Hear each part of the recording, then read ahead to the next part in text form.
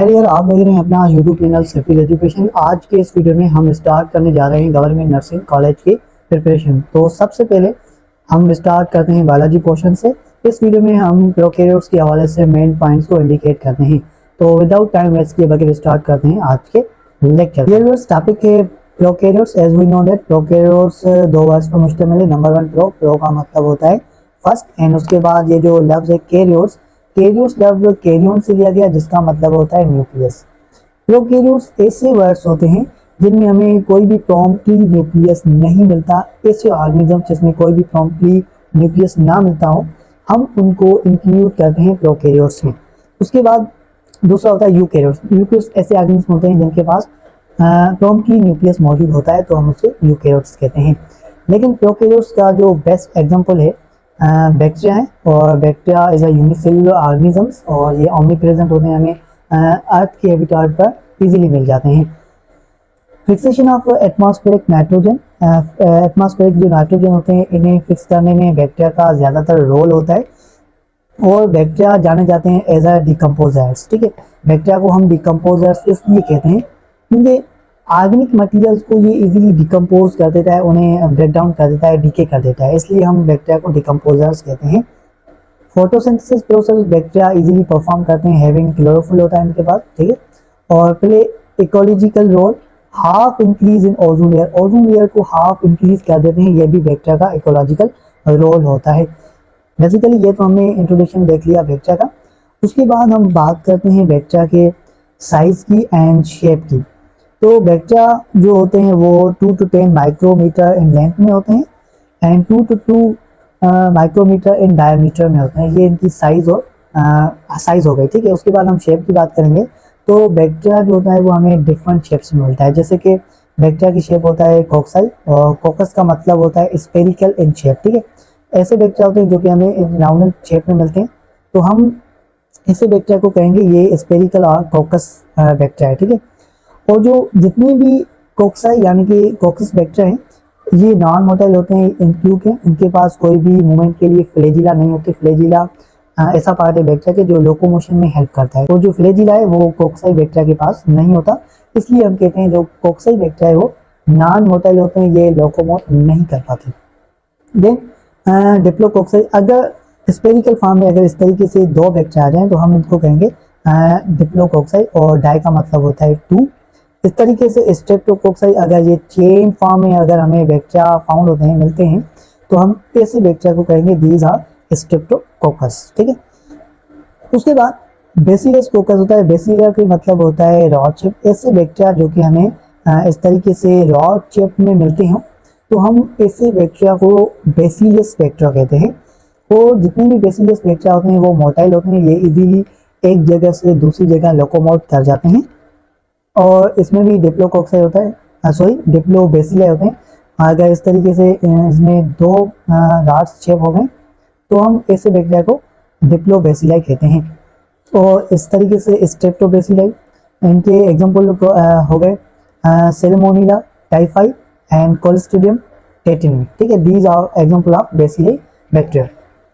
Then spirilla, ये cord और screw shaped होते हैं बैक्टीरिया, और ये भी मोटाइल होते हैं, एक जगह से दूसरी जगह इजीली मूवमेंट करके जाते हैं।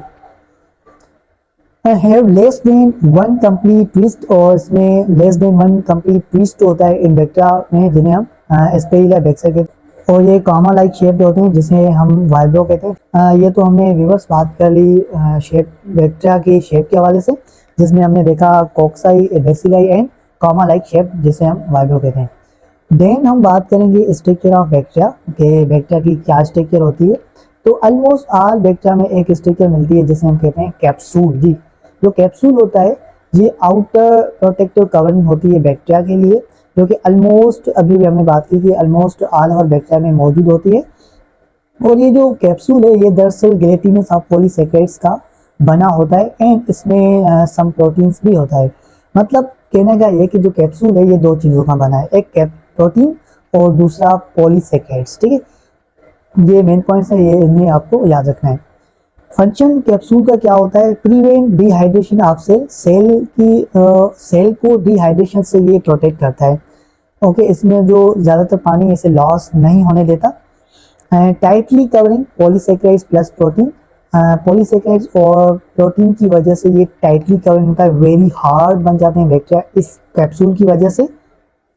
एंड इसमें एक और कवरिंग होती है जिसे हम कहते हैं loosely covering, that's known as glycocalyx. ठीक है, ये अदर प्रोटेक्टिव लेयर होता है जो कि हमें बैक्टीरिया में मिलता है, जिसे हम कहते हैं ग्लाइकोकेलस। यहाँ पर आगे थे वो डीपली डिस्कस करना नहीं है, मतलब हम जो मेन पॉइंट्स है उन्हें हम इंडिकेट करना है। उसके बाद आता है पिलाई। पिलाई भी ये जो होता है ये भी मेन स्ट्रक्चर होती है बैक्टीरिया की। जो पिलाई है ये 3 प्रोटीन्स की बनी होती है। Involve transfer of genetic material, not help in motility. जो पिला है इसका रोल ये नहीं होता कि ये मोटाइल कर दे बैक्टीरिया को। दरअसल बैक्टीरिया को जो मोटाइल में हेल्प करता है वो अदर स्ट्रक्चर है जिसे हम फ्लैजिला कहते हैं। लेकिन यहाँ पर ज़्यादातर स्टूडेंट का कॉन्सेप्ट ये होता है जो पिला है ये दरअसल मोटाइल होता है, मतलब मोटाइल के लिए काम करता है बैक्टीरिया में। तो ये यहाँ पर रॉन्ग कॉन्सेप्ट हुआ। पिला है दरअसल ये जेनेटिक मटेरियल को ट्रांसफर होने में हेल्प करता है, जिसे हम सेक्स पिलाई कह सकते हैं। जितने भी डीएनए या फिर आरएनए ट्रांसफर होते हैं एक बैक्टीरिया से दूसरी बैक्टीरिया में, वो दरअसल पिलाई से ही ट्रांसफर होते हैं। पिलाई का रोल नहीं होता मोटिलिटी में। फ्लैजिलियम, अब हम बात करते हैं फ्लैजिलियम की। जो फ्लैजिलियम है ये दरअसल फ्लैजिलियम प्रोटीन का बना होता है और हेयर लाइक अपेंडिज में बैक्टीरिया में, और इसके 3 पार्ट्स होते हैं जिसे हम बेसल एपरेटस इनसाइड साइटोप्लाज्म में लगा होता है और ये कर्व्ड होता है हुक लाइक की तरह, attach to the basal apparatus of helical filaments. ठीक है, जो कि सेल मेम्ब्रेन में बेसल पार्ट से अटैचमेंट होता है। व्यूअर्स, ये जो फ्लैजिला होता है, फ्लैजिलियम इसका सिंगुलर है, ये दरअसल बैक्टीरिया को मोटाइल कर देता है। इसको इस्तेमाल करके बैक्टीरिया एक प्लेस से दूसरी प्लेस तक इजीली जा सकते हैं। ओके, ये हो गई main points structure of bacteria के। उसके बाद हम बात करेंगे कि फ्लैजिला के on the base of flagella, flagella के बेस पर बैक्टीरिया को डिफरेंट कैटेगराइज में डिवाइड किया गया है। ऐसे बैक्टीरिया होते हैं जिनके पास फ्लैजिला नहीं है, जैसे कि हमने कोकस की बात की और उसके बाद हमने बेसिलाई की बात की कि बेसिलस के पास एक फ्लैजिला होता है, यानी कि डिफरेंट डिफरेंट फ्लैजिला होगा। तो उसके हवाले से हमने बैक्टीरिया को डिवाइड कर लिया है, क्लासीफाई कर लिया है। तो देखो यहाँ पर अट्राइकस, अट्राइकस ऐसे बैक्टीरिया होते हैं जिसके पास कोई भी फ्लैजिला नहीं होते, without flagella. This bacteria known as atrichous. ठीक है, अ का मतलब यहाँ पर होगा नॉट। ठीक है, ट्राइकस का मतलब होता है फ्लैजिला। मोनोट्राइकस, जिनके पास एक फ्लैजिला होता है, ऐसे बैक्टीरिया जो एक फ्लैजिला पर कंसिस्ट होते हैं उन्हें मोनोट्राइकस कहते हैं। इस तरीके से lophotrichous, tuft of flagella at one side. For example ये सपोज करें हमारे पास बैक्टीरिया, अगर इस तरीके से बैक्टीरिया के पास बहुत सारा फ्लैजिला होते हैं लेकिन एक साइड पर, तो हम इन्हें कहेंगे लोफोट्राइकस। ठीक है, ऐसे बैक्टीरिया जाने जाते हैं लोफोट्राइकस के नाम से।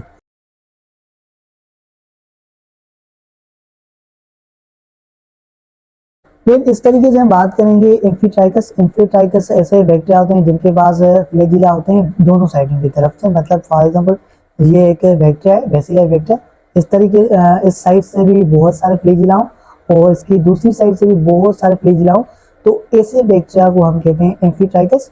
और amphitrichous tuft of flagella at both end. ठीक है, और peritrichous, flagella present all are the peripheral.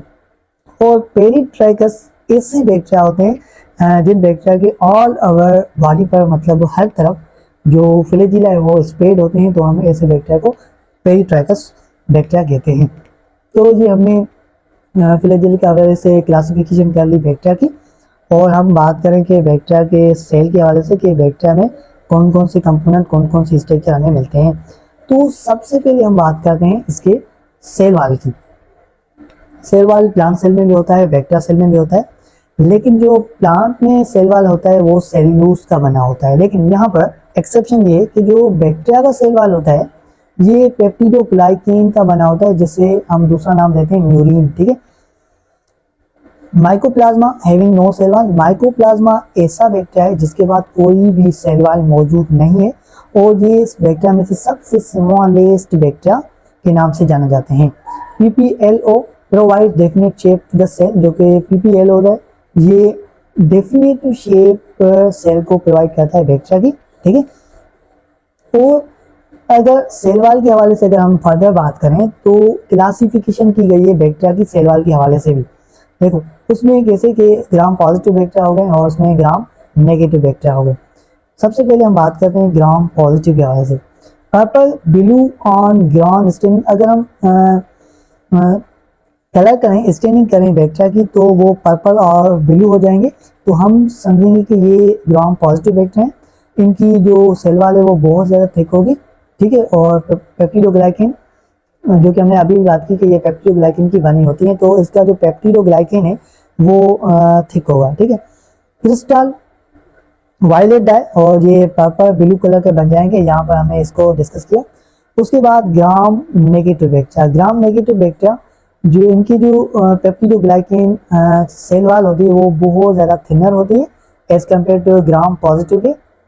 Lipoprotein layer and thicker, इसमें जो लिपोप्रोटीन है डियर व्यूअर्स ये बहुत ज़्यादा थिकर होता है। एंड ये जो ग्राम नेगेटिव बैक्टीरिया हैं ये मोर रेजिस्टेंट करते हैं एंटीबायोटिक्स को। जब भी हम एंटीबायोटिक्स यूज़ किए जाएंगे बैक्टीरिया के ऊपर तो ये ज़्यादा रेजिस्टेंस करते हैं उस एंटीबायोटिक्स को। तो इनका जो कलर होता है वो पिंक इंपीयरेंस होते हैं ड्यू टू सेफ्रिन सेफ्रिन की वजह से इनका जो कलर है वो पिंक बन जाता है। सेफ्रिन डाई होता है एक किस्म का, ठीक है, और इनका जो कलर है वो क्या होता है पिंक हो जाएगा। Okay viewers, next main component होता है बैक्टीरिया सेल का सेल मेम्ब्रेन, ठीक है। ये जो ऑल यूनिवर्सल सेल मेम्ब्रेन होती है क्योंकि ऑर्गेनिज्म के हर सेल में ये मौजूद होती है। जो बैक्टीरिया की सेल वाल सेल मेम्ब्रेन होती है ये बहुत ज़्यादा थिन होती है एंड डेलिकेट फ्लेक्सिबल होता है नेचर में एंड सिलेक्टिवली परमिएबल होती है क्योंकि ये सिलेक्ट करके जो मटेरियल होता है उन्हें एक्सचेंज करने में हेल्प करता है।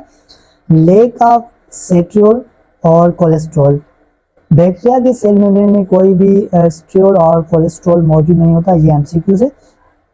और बैक्टीरिया की सेल वॉल रेगुलेट्स करती है ट्रांसपोर्ट ऑफ मटेरियल को एक्सचेंज करती है। हमने यहाँ पर देखा कि ये सिलेक्टिवली परमिएबल होता है।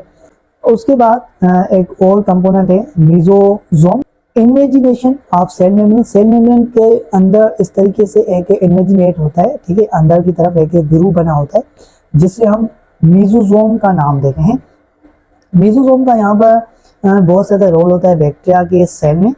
ये जो मीजोजोम होता है prominent in gram negative bacteria में बहुत ज़्यादा नुमाया होता है, प्रोमिनेंट होता है, यानी कि क्लीन नजर आता है।